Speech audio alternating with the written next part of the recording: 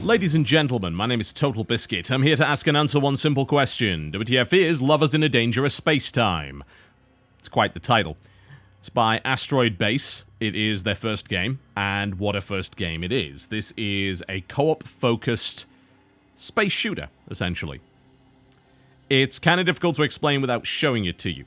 So, I actually did a stream of this with the missus, and if you want to see co-op gameplay, which I will tell you right off the bat is the absolute meat of the game and is absolutely what you should buy it for, then maybe stop this video right now and go and watch us playing it. Because it's about 2 hours of us yelling at each other, trying to coordinate. It's what the essence of the game is. What I'm going to be showing you here is the single-player mode, which allows you to control an AI companion to help you out. Not quite as cool, but more practical, because I wouldn't be able to get any critique out whatsoever without yelling at my partner. Okay, let's dive in. We'll have a quick look at the options menu, and this is going to be an early little piece of criticism here. Controls. This game should really be played with a gamepad. I tried it with the keyboard. It is not pleasant. It's generally I mean, you could do it, but the reason why it's not all that great is because the way that the turrets on the ship aim is a little odd. So instead of just going in the direction that you press the analog stick or whatever and continuing to go, they will go to the position that you press and then stay there. So for instance, if you press right and you are on, let's say, the turret on the top, it's going to go 90 degrees to the right and then it's going to stop there. So it doesn't matter how long you hold that button down for, once it's reached that position, it will stop. So if you wanted to then go down or whatever, you'll then have to press the down button. There's been a few games that have done this, and it's a little odd to get used to. I generally don't like it because I think it is unintuitive, especially for those of us that are used to twin-stick shooters. But on the pad, it's much easier to get used to with the analog sticks. With the keyboard, I found it to be a nightmare. And there are a number of other reasons why I wouldn't want to use the keyboard with this either, especially if I was playing in one player, because controlling the AI companion and sending it to different stations without an analog stick is a pain. So I would strongly suggest playing this with a pad, and if you don't have one, that's a legitimate reason for you to maybe either get one or skip it for the time being, because it doesn't have mouse support, and the keyboard controls are not really optimal. I also found that it was possible to bind both players to the same controls, which was kind of annoying. I accidentally ended up doing that. It's a bit unusual to see that. So if you do decide to play with the keyboard, especially in co-op, do be careful that you don't have the same button bound to both players, because it will literally control both and it will make the game unplayably silly. What I will say is you can also rebind the gamepad controls, which is good. And they're nice and simple, so it doesn't really matter what kind of gamepad you use, you should be able to easily rebind it. It works on digital movement, yeah? So the analog stick is not really that important, so even if you don't have an analog joypad, you should be fine with it. Okay. Settings. No, not controls. Settings, thank you very much. Go down. Lovely. D-pad doesn't work for that. Very basic. It is a 2D game, needless to say. So you got full screen and windowed mode, music and sound effect sliders, and VSync on or off, and then you've got resolution options. Really, that's all you need in a game like this, and you'll know exactly why I'm saying that as soon as you dive into the game and see the aesthetic for yourself. The only thing that's missing is borderless window, which is always nice to have. Please include that. There is no frame rate limit from what I could tell. It's capped out at 144 for me, and it runs beautifully, and it would probably run beautifully on a potato, honestly, because it's not a very taxing game. Okay, so that's that out of the way. Let's dive in, and let's talk about this, because this is a little special. Okay, so I'm going to choose a character. It doesn't really matter which I choose. They all pretty much do exactly the same thing. There we go, and I'm going to select one-player mode, which means that I get a CPU pet, a cat or a dog. I will pick the dog, because cats are dicks. There we go, and we can dive in. So, the single-player mode, as I mentioned before, is not the best way to play the game, but you can play it that way if you wish, and that's the way I'm going to demonstrate it. And as I say, if you want the co-op, then just go and have a look on Jenna's channel. I'll put the link in the description below this video. So let's dive into this campaign level right here. So there are some difficulty levels. Casual and normal. I don't know if you can actually unlock a more difficult mode, but it would be kind of cool to see that. because this game is quite challenging and very hectic. You can select a ship. Now, these ships are unlocked at various ranks, and you can also get some upgrades. So right now, I have an upgrade to my weapon stations, which lets me slot in a couple of extra power gems. You can modify your weapons with different gems that you pick up. So let's dive in. All the ships are circular. This is the Gumball Zero, and you'll see why it's circular in a moment. So welcome to Lovers in a Dangerous Space-Time. This is my character right here. I am this bunny, and I can direct my ship by utilizing the engine. And you get on the steering wheel in order to do that, so I can pilot my ship around. So the way that the engines work is the way that everything else works. It rotates around the ship. You remember what I was mentioning earlier, where the turret will go to the direction in which you press. It will not continue to go left or right, so as I'm pressing left here, it is going left. As I'm pressing right here, it goes right, it stays right. Takes a little bit of getting used to. You hold down X to make it move, so that's how you pilot the thing. Now, in one-player mode, you then order your AI companion to man at a station. So all of these stations can be manned. There are 4 gun turrets. There is also the super weapon, which is the Yamato Cannon. Yes, indeed. Battlecruiser operational. And you also have a shield, which can be moved and which will deflect pretty much anything. But it can only cover one side of the ship at any given time. We have enemies coming in, so Space Dog! Gun them down with great vengeance and furious anger, for they have poisoned our brothers.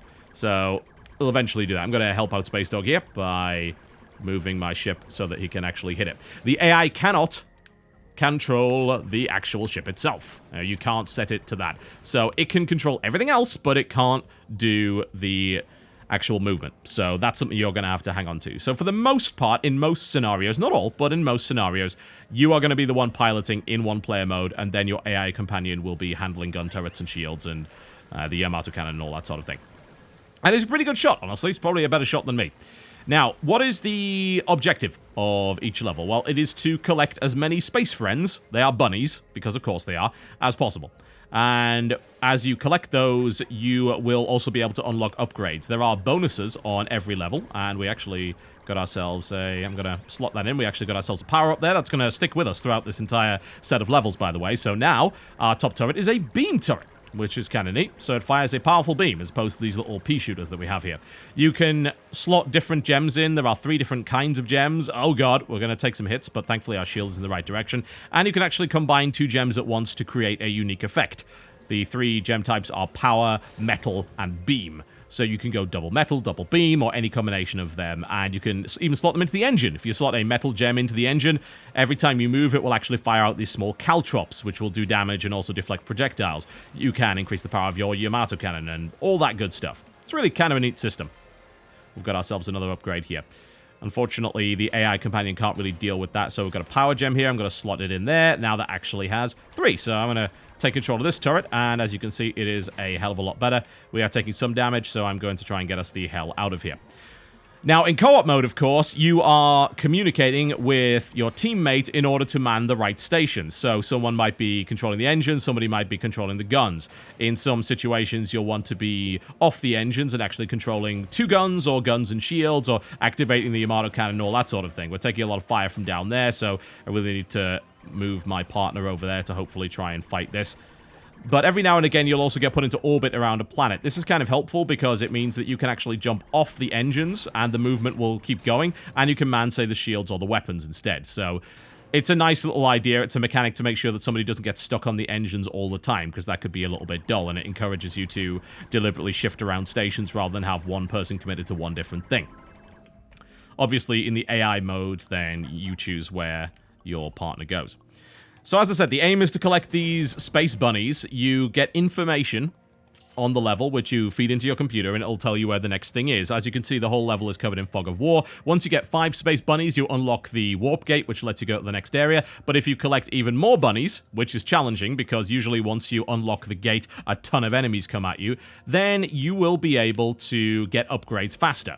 So it's always worth collecting the bonus bunnies if you can. And of course, the completionists amongst you will no doubt want to do that. We're actually approaching some bunnies right now. You can usually hear them, even if you can't see them on the minimap. So we have, there we go, we have some bunnies right there. I'm going to stop moving so that I can man this gun and deflect what's coming in here. So that has alerted some of the enemies. I think I'm actually going to maybe, I should probably activate the shield because we're taking a lot of damage. Should be able to deflect most of this, and I'm going to send my companion down the bottom here. In fact, things are getting really messy. My space dog can go and man the Yamato Cannon, which is our little super weapon, which will help us clear out a lot of this stuff. All right, now you can move here. I'll use my shield to deflect most of this damage and all that sort of thing. Some of these enemies can do a great deal of damage, so you do have to watch out for that and coordinate properly. In fact, I'm going to get off the shield and get on the damn guns, and we can kill that. There we go. A little tricky to manage, but there you go. So really, that's the process of it. You explore the levels, you find the bunnies, you unlock the warp gate, you deal with various obstacles, and you make your way to the next stage. Simple as that. But there are a couple of things to vary things up. For instance, there are warp stages. These warp stages are basically defense against waves of enemies, and you need to get through the warp process. In order to do that, you need to protect your warp engine, which actually becomes a movable device on your ship. So you need to move it away from fire. You can't deflect it with shields because the shields are too shallow, the warp engine's too big. So somebody needs to frantically move that around, and it's a really frantic defense mission that's actually an awful lot of fun. And there are boss fights, which are really creative and very well designed. The first boss, I don't really want to spoil what that boss is, because he's really cool, and I'd like you to discover it for yourself, but it's a really fun boss fight. And of course, that gets really hectic. It takes a lot of work to manage that, and it's very, very satisfying to beat with your co-op partner. So let me get to the key point as to why this game is goddamn phenomenal. It is one of the best co-op games I've ever played, because it is one of the very few co-op games that truly understands what co-op actually should be. It's not a case of simply adding in more players and just saying, well, you've got more dudes to help you. No, co-op is essential. This game is built around co-op from the very outset. There are very few games built that way. Very few. Most co-op modes or even co-op shooters are just not all that well put together. Like, they're co-op for co-op's sake, you know? I think that's maybe the best way to describe it. But there are the occasional games where co-op is done an awful lot better. Games like, say, Left 4 Dead, good example of that. And then there are games where co-op is essential. Games where co-op is built into the very core design of the title itself. And this is one of them. There are a few others. Like, the only game that I can think that is even remotely similar to this off the top of my head is actually Guns of Icarus, which you're probably familiar with. We've done videos on that before. Guns of Icarus, of course, is a game where co-op is absolutely essential because you have multiple stations on your ship and you have to coordinate. And it's an amazing experience as a result. This is like that, only with 2 players. So it's designed around 2 players rather than 4, but it has the same sort of feel as a game like Guns of Icarus. And there are very few games which capture that frantic co-op. And the really cool thing about that is that it makes the game very social. It requires a huge amount of teamwork. And there are so few games that really do that well, I feel. This game does it phenomenally well. Really incredibly well. Shockingly well, honestly. But I guess that is what happens when you build a game around co-op from the very start. You don't tack it on later. You say, co-op isn't a feature for this game. Co-op is this game. Alright. Okay, we're looking good. So we're gonna head on over and try and find those other rabbits over there. As a result, the game becomes incredibly social and completely locked in on teamwork. Like, it's absolutely essential that you work as a team. Obviously, you can play the one player. It's nowhere near as fun. The true meat of the game is in the co-op. And it's one of the best co-op games I've ever played. It's one of the best experiences that I have ever had. I'm not big into co-op, you know, for whatever reason. I think maybe it's because I've played too many co-op games where really all they're doing is just adding more guns. It doesn't really feel like co-op. Stuff like Borderlands is a good example of that. It barely feels like co-op. Like, there's no real class synergy. There's no real reason for you to be playing it in co-op other than there's just more players. So it's more fun with more players, right? It's lazy. It's cheap, I feel. And then you land on a game like this, and you suddenly realize the potential of co-op gameplay. And there are so few games that really tap into that potential. It is ridiculous to me that a studio in their first ever game could get co-op better than the vast majority of game developers today. That blows my mind. That shouldn't be the case, and yet it is. I'm not saying this is the only great co-op game out there. No, absolutely not. But it is a really, really good one. It is an incredibly good one. And I can't really stress that enough. But here comes the real problem, I suppose, you know. This sounds great, doesn't it? It's like, wow, I'm going to get this right now. Here's the problem. There's no online co-op. This is a couch co-op game through and through.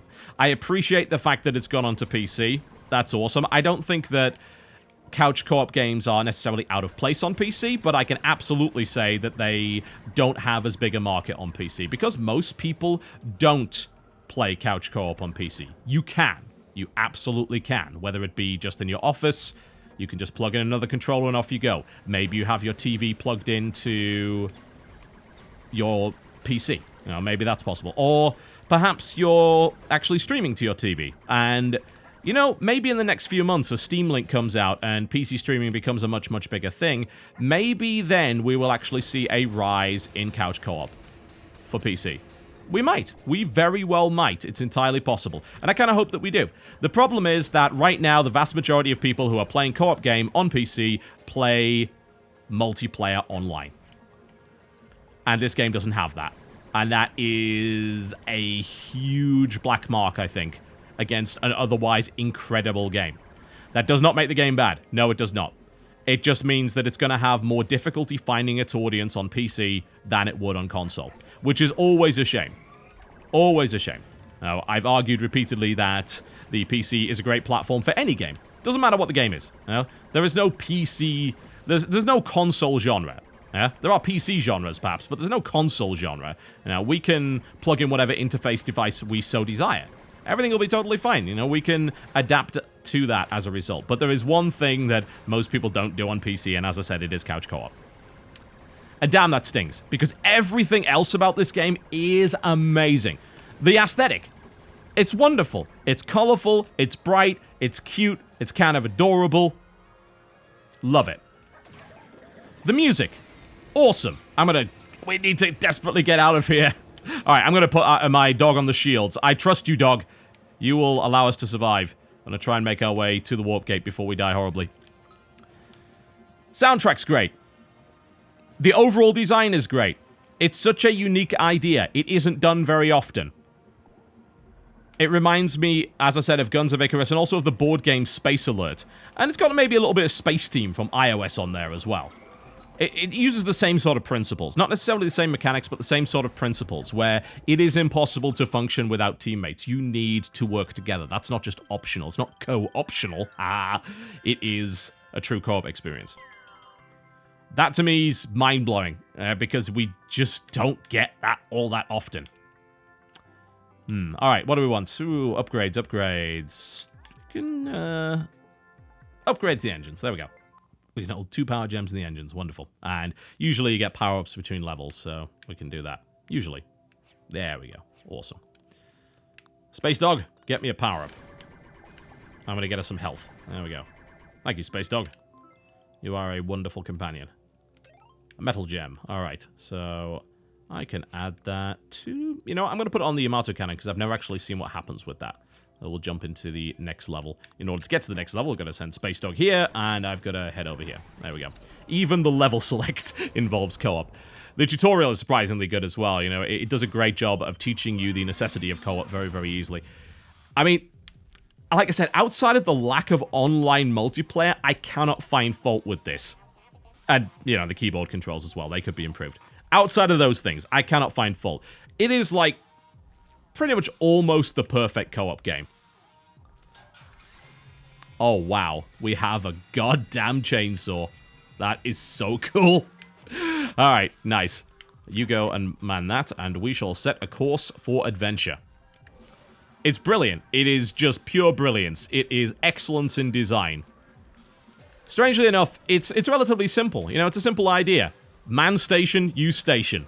You know, the controls are not in any way complex. They're very easy to master. And yet, as the game gets more difficult, you have to hectically communicate with your co-op partner. And after I was done with the co-op session with Jen, I was thinking to myself, you know what? I think this might be the game that I've enjoyed the most this year so far. I don't know if that speaks badly to the year's releases. I'm going to be honest, like in 2015, there haven't been all that many releases that I've been hugely enthusiastic about. Sure, they've been good games, absolutely. No doubt about that. Hardly going to deny that. That would be ridiculous, but... the dog's not firing. It's probably because of... Dog, out of the way. Okay, you go somewhere else. You go up there. Can you actually fire through that? You can. It's weird that the dog didn't fire on that. That's a little bit of an issue with the AI there. Oh, well, never mind. Cool, we got ourselves a little upgrade. Power jam. Nice. All right. We can add that to my engine, which is going to make me even faster. Lovely. You go, man that. And off we go. Very cool. What was I saying? Yes. I like new experiences. And I think as I'm getting older, I'm increasingly enjoying social experiences. I'm a competitive kind of guy, but those things are not mutually exclusive. I think that's perhaps something that people get a little bit confused about. When they hear the term social game, they assume casual. This is not, of course, at all true. As you're probably well aware, I've got more into board gaming lately. And there are plenty of games there which are both competitive and have co-op and social elements. And those have become my absolute favorites. And video games do a little bit less of that. But every now and again, we run across something like this, which truly has both. You know, it scratches the competitive edge. It's a difficult game, it's challenging, and yet it's a truly social game. It's a game that is truly focused on teamwork. You don't get all that many of those. And when you do, especially when they're this well done, it behooves you to pay attention. And I am paying attention. No doubt about that. This is certainly my favorite game of 2015 so far, I think. No doubt about it. Hell, if it had online co-op, it would be a shoo-in for Game of the Year for me on PC. The fact that it doesn't is probably the reason why that won't happen, but that doesn't mean that you should ignore it. If you have somebody to play it with at home, I would strongly suggest it. If you have a console, sure, absolutely. You know, if you don't already own this on PlayStation 4 or 360 or whatever, then you should really be thinking about that strongly. It reminds me of the old days of Xbox Live Arcade, where Xbox 360 had, like, no good games, and yet the really cool, innovative indie stuff was actually coming out on the Xbox Arcade, and there were some really cool experiences. This reminds me very much of that. It's just such a beautifully put together game. It's so goddamn well designed. You can't help but admire it. I love it to bits, I'm gonna be honest, I really do. It's adorable, it's heartwarming, it's super tricky, it's a great team experience, it's a really good time. There's not much more to say about it, really. If you have somebody to play this with, then I wholeheartedly recommend it, without a shadow of a doubt. And if you're not convinced, go and watch myself playing it with Jen, and I think you'll probably figure out how much fun we're having there. You can't fake that kind of enthusiasm. This game's amazing. It's amazing. It's called Lovers in a Dangerous Space-Time, ladies and gentlemen. It is available on Axiom Esports sponsor GOG, as well as Steam, for $15 or your regional equivalent. My name has been TotalBiscuit. Thank you very much for watching, and I'll see you next time.